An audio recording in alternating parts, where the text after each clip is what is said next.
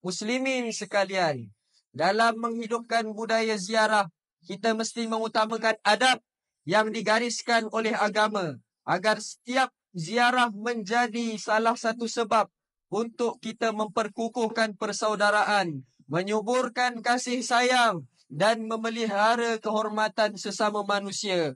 Janganlah kemeriahan Syawal menjadikan kita lupa daripada meneruskan ibadah, khususnya puasa sunat 6 hari di bulan ini yang ganjarannya amat besar di sisi Allah.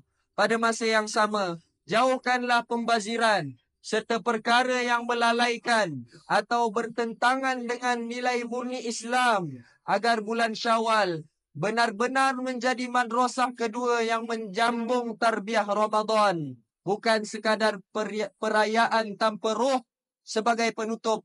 Jadikanlah bulan Syawal sebagai ruang untuk kita muhasabah, untuk menilai sejauh mana latihan rohani sepanjang Ramadan benar-benar membentuk jiwa yang lebih taat, bersederhana dan cinta dengan amalan-amalan soleh.